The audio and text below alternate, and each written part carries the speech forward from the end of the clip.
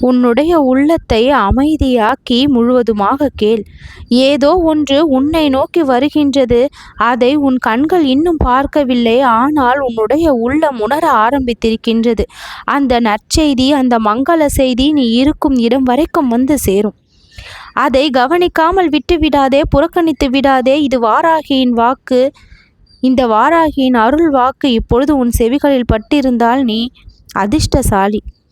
வாழ்க்கையின் ஒவ்வொரு தருணமும் ஒரு அழைப்பாக இருக்கின்றது. பல விஷயங்களை நாம் கவனிக்க முடியாமல் போய்விடுகின்றது. சில செய்திகள் நம்மை தேடி வந்தாலும் நம்முடைய கவலையும் சோர்வும் நம்பிக்கையின்மையும் அதை ஏற்க விடுவது இல்லை. அதில்தான் வாழ்க்கையின் மாபெரும் திருப்பங்கள் இருக்கின்றது. அந்த செய்தி தள்ளிக்கொண்டே வருகின்ற ஒரு மாற்றம், நீ கவலையோடு காத்திருந்ததற்கான பதில், நீ பிரார்த்தித்த அந்த பாசம், நீ விழித்திருக்கும் அந்த சந்தோஷமான தருணம், இவை எல்லாம் ஒரு செய்தி வாயிலாக உன்னை நோக்கி வருவதை தயங்காமல் நீ உணர வேண்டும். இது ஒருவருடைய வார்த்தையாக இருக்கலாம், ஒரு அழைப்பாக இருக்கலாம், வாய்ப்பாக இருக்கலாம், சலுகையாக இருக்கலாம், கருணையாக இருக்கலாம். இதை நீ புறக்கணித்தால் என்ன நடக்கும்? இறைவன் 100 முறைகள் மூலம் உன்னிடம் வருகிறான். ஆனால் நம்மால் பல முறை அதை புரிந்து கொள்ள முடியாமல், கவனிக்காமல் புறக்கணித்து விடுகின்றோம். ஒரு நல்ல விஷயம் தாமதப்படுகின்றது.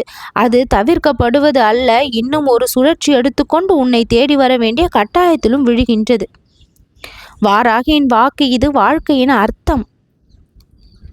நீயே விட்டுவிடாமல் புறக்கணிக்காமல் இருப்பாயானால் அந்த அருள் செய்தி உன்னிடம் வந்து சேரும்.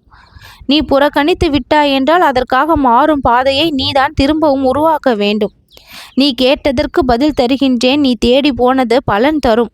ஆனால் நீ எதை எங்கே பார்த்து தேடிக்கொண்டு இருக்கின்றாய் என்பதுதான் முக்கியம். இந்த வாராகியின் பக்கம் நீ முழுமையாக வா. இன்று காலையில் நீ விழுத்தாய் என்றால் அது உனக்காக கிடைக்கப்பட்ட வாய்ப்பு, அது அருள் வாய்ப்பு.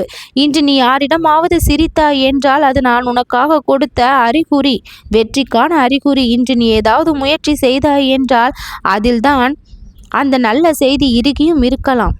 ஒவ்வொரு தருணமும் மறைமுக வாய்ப்பாகவும் அழைப்பாகவும் மாறிக்கொண்டிருக்கின்றது. அன்பும் நம்பிக்கையும் கொண்ட பாதையில் உன் வாழ்க்கை செல்ல வேண்டும். அன்பு மனதில் இருந்தால் தெய்வம் நம்மை விட்டு அகலாது. நம்பிக்கை உள்ளத்தில் இருந்தால் அந்த செய்தி தாமதிக்காது. தலைவிதி என்பது நிலைத்தவை அல்ல, அது நம் மனநிலைக்கு ஏற்ப மாறக்கூடியது. மாற்றத்தை எதிர்பார்க்கும் உனக்காக நல்ல செய்தி, நல்ல சந்திப்பு இப்பொழுது இந்த நிமிடமே தயாராக இருக்கின்றது. பயம் இல்லை, சோர்வு இல்லை, வரப்போவது மங்களமான விஷயம்.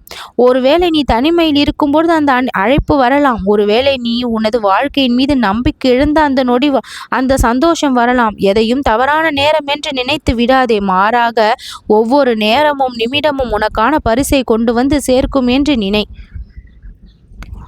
உன்னுடைய வாழ்க்கை இப்பொழுது மலர்ந்து பூத்து குலுங்க போகின்றது. மிகப்பெரிய சந்தோஷம், மங்கள செய்தியாக இக்கணம் உன்னை வந்து சேரப்போகின்றது. இந்த வெற்றி வாராகிக்கு நன்றி கூறிவிட்டு மனமாற பெற்றுக்கொள், ஏற்றுக்கொள். உன் வாழ்க்கை மலரும், மகிழ்ச்சி அடையும், நல்லது நடக்கும்.